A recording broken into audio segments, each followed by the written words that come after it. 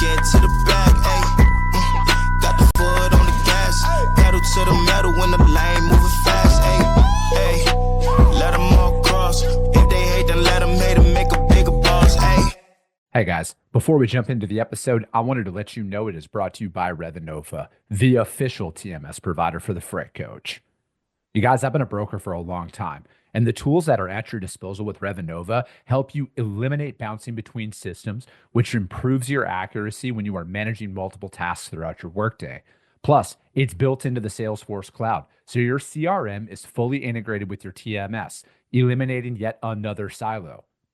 In today's day and age, you are definitely concerned about the safety of your data. With Revenova, it's fully protected. They have cutting-edge security that keeps your information safe so you can focus on what matters most, and that's growing your business.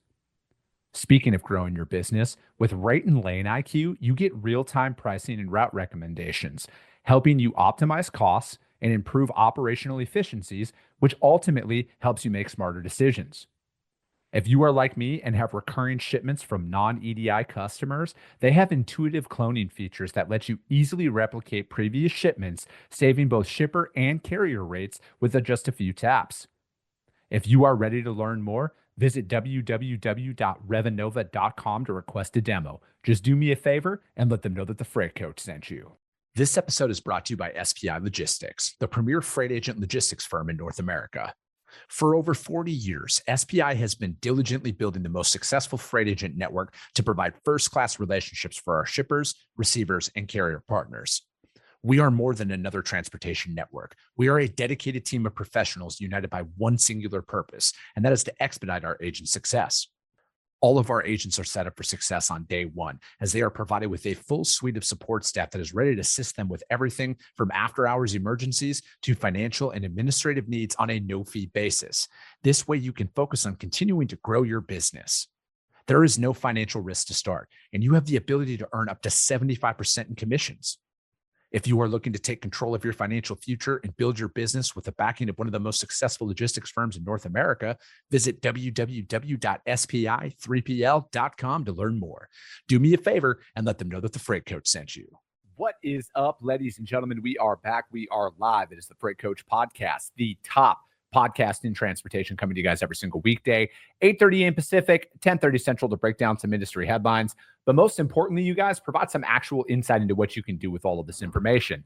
If this is your first time tuning in, welcome. This is the real side of freight, ladies and gentlemen. And I do say that before every single show. And what I mean by that is I only speak with transportation professionals, because at the end of the day, you guys, I want to talk to the right individuals who have done what you're looking to do or who are currently doing what you're trying to achieve. So you can take that information, apply it, utilize it, and see a meaningful difference in your business and your life. Happy Wednesday, everybody. I got a very special guest for you guys here. I cannot wait to talk about this topic today, about the realities of founding something and like getting those early wins in business. And, you know, my guest today, his company was part of my early wins in business when I started doing content and the podcast and everything. They were an early supporter of the show. So with that being said, I got my good friend Brad Perling of Bitfreighter back on the show today. Brad, thank you so much for taking the time to join me. Thanks for having me, Chris. I'm excited to be here, ready to talk some freight, talk about founding Bitfreighter, our tournament, and what it takes. So, dude, listen to your story. Look, it's not just about founding something. It's about the journey and sticking with it. I mean, you being able to do what you're doing every single day for the last, 5 years, it's amazing to watch, and I'm excited to be here to talk with you. Dude, it's an entire transformation as a person, Brad. Like, if I went back, the guy I was in 2020 when I first started is so far away from the guy who I am today. And even like 2 years ago, it's like, it's a total transformation to deal with everything that you experience in going out on your own when you don't have any money, you don't have any funding, and you're out there just trying to get revenue and get those early wins and to kind of like make yourself not feel completely clinically insane about banging your head against the wall every single day and not really getting anywhere. So like, dude, what were some of those early days like at Bitfreighter when it was just you, that idea of like, I'm going out and I'm doing this? Well, lucky enough, it wasn't just me. When I had the idea, I approached Brandon Joyce, my co-founder, who spent 2 years with me building some technology at Chariot, and I approached him and gave him the pitch and the idea about EDI and how difficult and how much of a pain in the ass it was for me, and how many people I thought that might be out there that were struggling the same struggles I did with EDI and spending the same amount of money that I did. And, I really felt like there was a market out there that needed somebody to come help them. And so, lucky enough, I had, whether you're a solo entrepreneur or you have a co-founder, for me, I had somebody that I could really lean on. Mhm. And, one of the reasons why I was so excited to work with Brandon was his work ethic and his values really matched mine. Yeah. When you're a founder, you have to have grit and work ethic like no other. You're working long days, long nights, and your family has to support you too. They have to be. It's not just you; it's also your family. They have to be bought into your vision and your dream of what you're trying to accomplish. And I think both of our families were bought in and aligned on what we were trying to do, and our values aligned too. So, but I will say, I think the hardest part in the early days is laying your head down at night on the pillow and then having bad self-talk about potentially will anybody want what you have? Mm-hmm. Will you be able to help anybody? Is it gonna work? And when you're building software, it takes a year and a half, 2 years to really get that MVP out the door. So that first year and a half was a lot of nights of me laying my head down on the pillow thinking like, all right, it's gonna work. I know that there are people out there we can help, but I think just having that long-term vision, because a lot of people want to start something, and yeah, starting something is the hardest part, making that leap of faith, but sticking with it and knowing and sticking with your vision and your values, I think that's the longevity and being a part of that journey. That's the hardest part. I couldn't agree more with that, Brad. I've said this on the show a few times, but I'll say it again. Like, I didn't make any money for 15 months. I broke even after like a year. And I think the first time I made money, I made like $1,000 in a month. And that 15 months though, man, it was because I started, I mean, you pretty much started in 2020 as well. I mean, dude, it was right at the beginning of COVID. So it was a very odd time out there. And I can't tell you the amount of nights that I sat there and didn't know, is this going to work? Like, what if this does not take? What if, there's so much exterior stuff going on in the world right now. Is this going to go on even longer? How is that going to look? Am I completely full of shit? If what I'm trying to build right now, is it nonsense out there? And then especially with the media stuff that I started doing at that time with the podcast was, dude, podcasting was still people knew who Joe Rogan was, and that was it. And outside of that, starting one up inside of transportation, when I didn't have any name recognition, I was never associated with anybody to kind of leverage. It was just me in my bedroom creating videos on my busted laptop. And that's why I keep those early videos out there, because people who fall on this show today, they see the expensive mic, the expensive camera, they see the setup, and it's not the way that this always was. And fighting that stuff that you're talking about, man, that to me is why you have to completely just be committed that the old version of you probably will not make it to accomplish the goals that you want. You have to reinvent yourself. Yeah, totally. I think, part of one of my struggles was going from an in-office environment to, our company is 100% remote with now people in 10 states, Europe and Colombia. We're spread across many different states. And my struggle early days was trying to make that transition to working from home and working from home and never leaving my house, and trying to figure out how to incorporate working out and all the different things, work-life balance. And I ended up signing myself up for a personal trainer a couple years in, because I realized that your body is part of, it's mind and body. Like those two things go together. And so founding a company, like you have to be strong mentally, but you also have to be strong physically. And I mean, I see what you've done. Like, man, you've transformed yourself, like physically, mentally. And that's a big part of that journey, and having longevity, and making sure that you're like pouring into yourself as well. It is I would say that. So like, I don't talk about a lot of this stuff on the show, like what you're describing there, because like, dude, I don't need any sympathy. Like I had to overcome a lot of stuff through that, So it's like with me in like talking about the physical stuff, and like that overall total transformation, the mental side of things, like, dude, it is very real. And I'm, not to sound too granola, but I'm all mind body connection. All of that is just one cyclical event that goes on out there. And I knew that, like, dude, I had to improve my self-image, like first and foremost, because when I was looking in the mirror and I'm like, dude, what the fuck are you doing with your life here? You know what I mean? And it wasn't. And dude, I credit my relationship with Brent Orsuga a lot for this, because he turned me on to Andy Frisella and the Real AF podcast, and then with 75 Hard, and really taking that on, because like I've never been able to, like, it's not that I don't like working with trainers.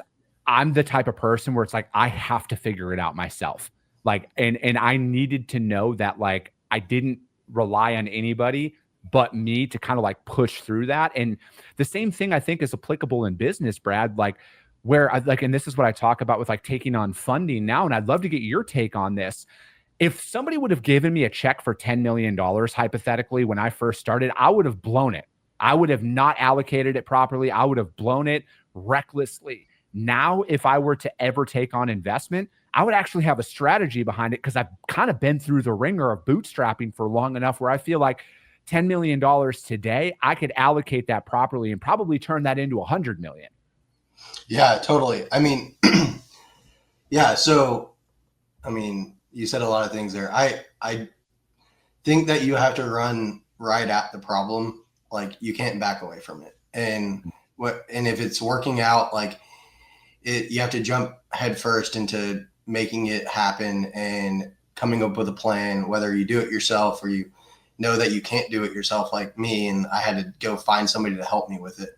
But I, talking about funding and talking about bootstrapping and how to allocate those funds and whether it's right for your company or not. I think one of the perks of not taking on funding is the fact that you have to work within your constraints, and you have to always be picking the most important things. We talk about this every single day at Bitfreighter. What is the most important things? And if you're not taking on funding, you have to partner with your customers. And the most important things are the things that your customers care about. And I think that's really a big part of our success is we work within our constraints and are always prioritizing what is the most important thing that our customers care about. So I think if you're taking on funding, I mean, it's a beautiful thing because you can go hire a bunch of people and get a bunch of stuff done fast. But then there's always that day zero that you're thinking about. So, there's two different ways to go about it. And I can, it took us 5 years to get to profitability. We just continued to just reinvest money into the company and, partner with customers to make it happen. And this year is our first year where we're finally profitable, and we have the ability to reinvest in the company. And a big part of that is the way we went about it in the early years, which was finding, one day I'll write a book about this, but our Yeah. fractional owner program with our customers, finding customers that believed in the idea, in our product idea, and having them partner with us. They don't own any equity in the company, but they own a lifetime license to our software. Yeah. And so that really worked for us in the early days because it allowed us to have the cash flow we needed to build out the MVP products to our software and also have long-term ambassadors of our product, which are our customers, which, that's the best way to grow a company, is having people that really believe in an idea. So like, let's talk about those early wins, right? Because like inside of the technology space, integrations are everything. Like you need integrations, you need TMS partners out there because like as a broker, that's the brain of your entire operation is your TMS. And it's like with where things are, integrations are everything. So it's like if you're going to build a product, it has to be integrated in with a TMS. So what was that like for you early on going out there and trying to get those integrations? It was really difficult. When you're supporting EDI integrations or API integrations with shippers, you have to have a product that people believe in because, you're the cornerstone of their connections to their shippers. You're going to be how they get their orders, how they get paid. And if you're a new software provider in the space, you really have no reputation other than the reputation that myself and Brandon have that we were selling. So we had to really find some early believers that believed in the idea of what we were trying to build and what we were trying to do, and really trying to give something back to the logistics community and change how integrations are done. Actually, the first TMS that we approached, I flew out to meet them, and I left with nothing in hand because they didn't want to partner with us. They already had a partner, and it was really a really difficult loss, like that first year. And I kind of went back home and wasn't really sure what to do. And I was really lucky to have Dave McCoy on my side. He was at Keypoint DAT, and he really believed in what we were doing and kind of helping us from the inside out, and one of our first believers in the idea of what we were trying to make happen. And so, of course, he came over within the first 2 years to help us build our sales team and expand Bitfreighter. But really, one of the first TMSs that allowed us to integrate with them was Revenova. We built our first TMS API integration with Revenova, and that really helped us scale. They have enterprise clients that believed in what we were doing, and they helped us tremendously in those early years. And so what our ideals and our values, allowing our customers to have the freedom to build within our platform and scale within our platform, and same with their TMS. They give their customers a lot of freedom within Revenova, and the capabilities. Each TMS that we partner with, we have specific capabilities that make those integrations different. But the capabilities that we've built out with Revenova are very specific to Bitfreighter and Revenova. So yeah, they were our cornerstone API TMS that we first integrated with. Yeah, dude, it like those early partnerships are literally everything. Just from like talking about those sleepless nights that we were describing earlier in the show, Brad, and then it's like you get a win like that, and then you're like, all right, we're making progress, right? Like it's a step in the right direction. And it is, man, all you need is one. Like once you get that first customer, like I'm sure you remember the day and time your first customer agreed to become a user of Bitfreighter. I remember that. And I'll never forget that stuff, right? Like I had mentioned in the beginning part of the show, like, dude, you guys were one of my first advertisers out there. And for me to get those early wins, and then because it's like, it's one of those things, man, because it like you put all of your energy into something. And then when people start buying into it, you're just like, I think for me, it was more like, oh God, I'm not clinically insane. Thank you, Lord. And then it's just like, then the momentum starts to go. And I think like that's when a lot of the real progress is made out there, because you're like, all right, my core idea, my core product, my core service it's good, and there's traction. Now, how do we refine it? How do we tighten our ropes just a little bit more to get a little bit better out there? Because I'm sure after every time you've integrated with somebody, or every time a new customer's been onboarded, you've learned something, you've been able to apply it to your business and make those changes to make ultimately a better product. Absolutely. You learn from your failures. I mean, that's the name of the game. And I want to just highlight, you know, in the early days, we had no money either. And we wanted to be a partner of yours and sponsor the podcast because of your passion, what you were doing, your energy, everything that you represented. So we were excited to do that. And those were fun times. I mean, I remember our conversations and us spitballing about a bunch of different things. So that was, it was exciting. Dude, it is, man. And I think like now with where things are, because it's like with, at least from my standpoint, I'm so much more about like systems on everything, right? Because it's just like, hey, what's our internal data telling us?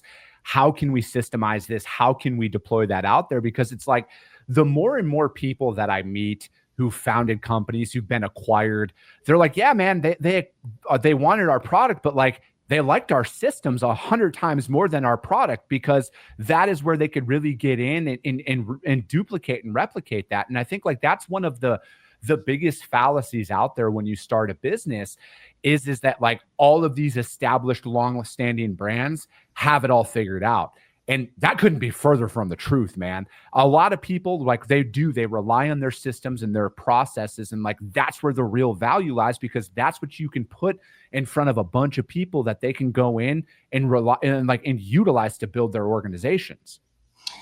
Yeah. I think the beauty of a startup and founding a company is the fact that you can innovate and you can move fast and you can break things. And, bigger companies have more corporate red tape and they can't change. It's harder for them to move fast. And I think that's one of the things that we've done at Bitfreighter is like, we move very fast still. We're still innovating. We're still, trying new things and breaking things and being able to say yes to a lot of things. And a lot of companies can't do that, bigger companies, because they have more risk involved.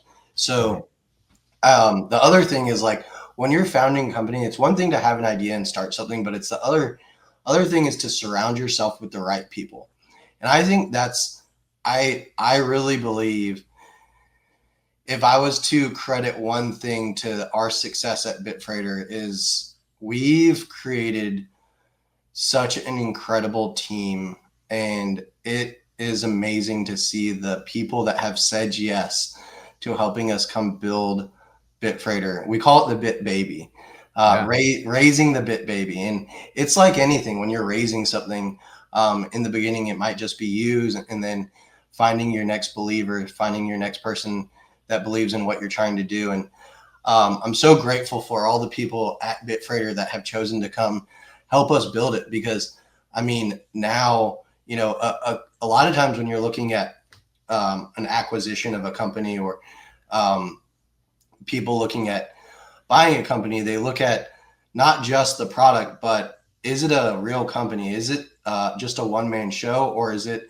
a company that it has many different stakeholders and key employees that actually run the company? And I'm really proud of what we've built and the team that has come to help us build it, because there's no way that this would have happened with just me and Brandon. I mean, like, we've really leaned into our own little bubble of our community that have from within, our network, that has come to really help us. A lot of guys and girls quit jobs that they've had 5, 10, 12 years, stable jobs, to come to a startup that there was a lot of risk involved. So really grateful for those people.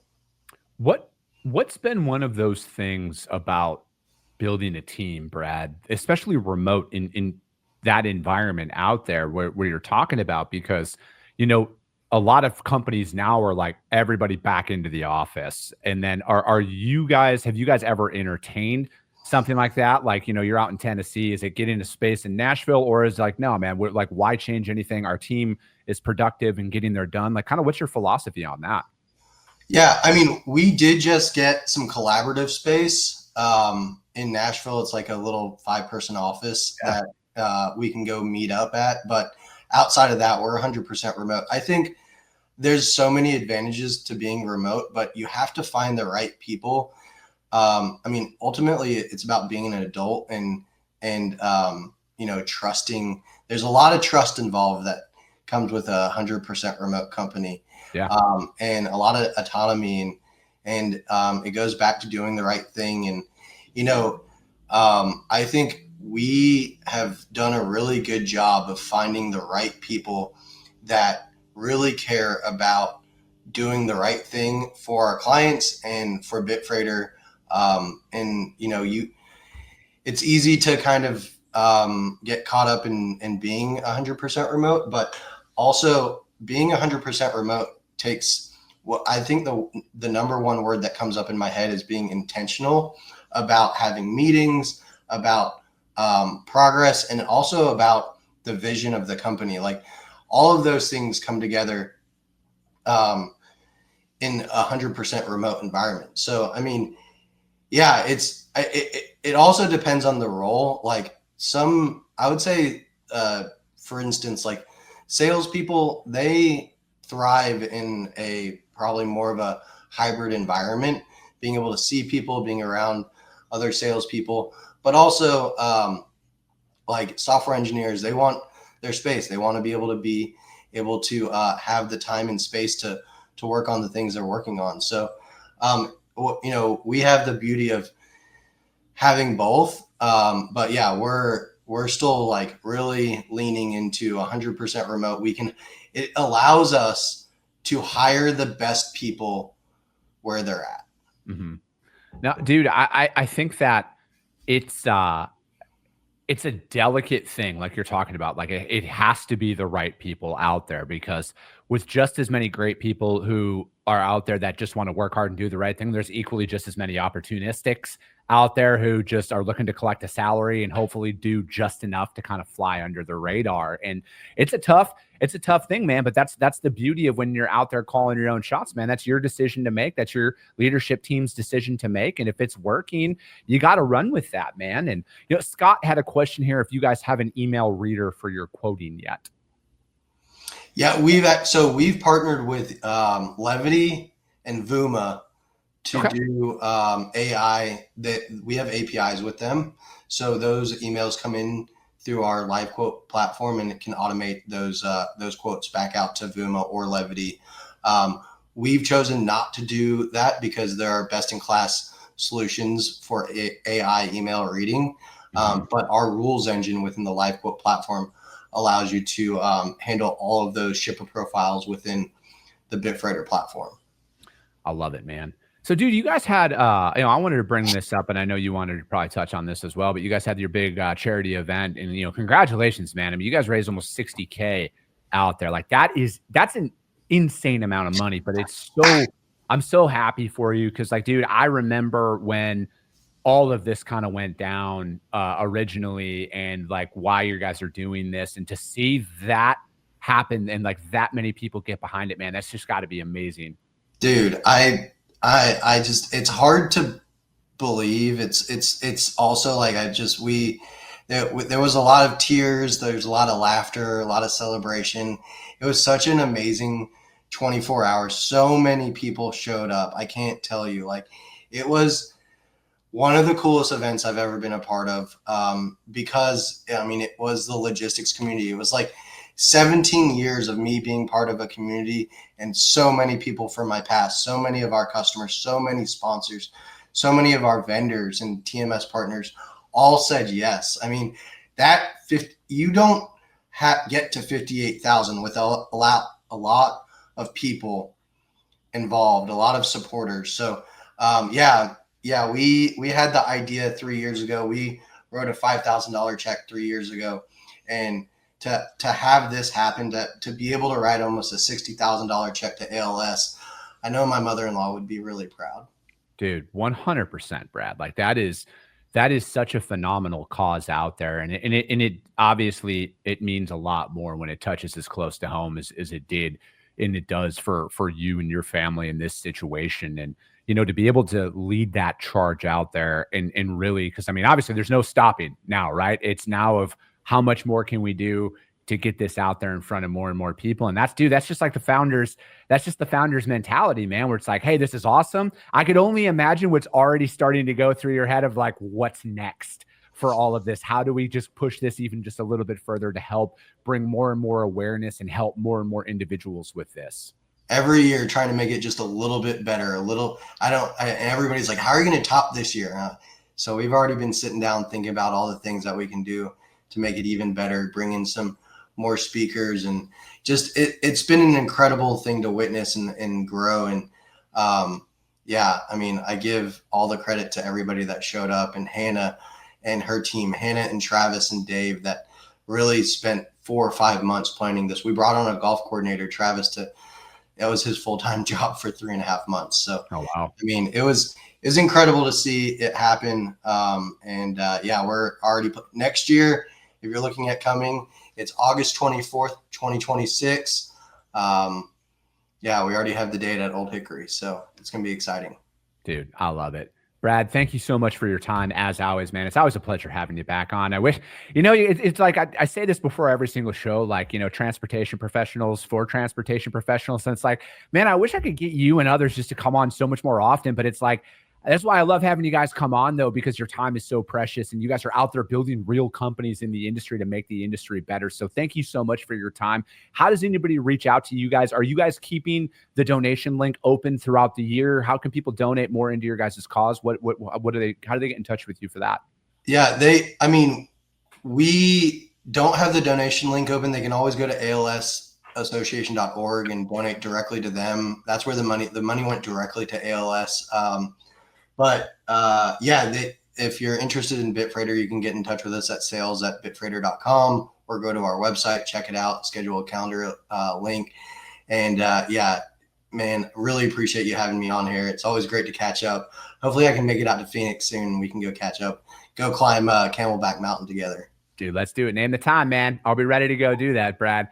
Brad, thank you so much. If you guys can't find Brad or Bitfreighter out there, hit me up. I will gladly put you guys in direct contact with them over there. But that's going to be it for today, ladies and gentlemen. As always, if you got value in what you heard, subscribe to the show, you guys. And if you're feeling really ambitious after this one, rank the show on iTunes and Spotify, because if you see value, your network's going to see it as well. I appreciate you guys. I love you guys. And we'll be talking to you soon. Came back with a bang. Window down, yelling out money, anything. Hey, ooh. Got the foot on the gas, pedal to the metal when I'm getting to the back. Ay, got the foot on the gas, pedal to the metal when the lane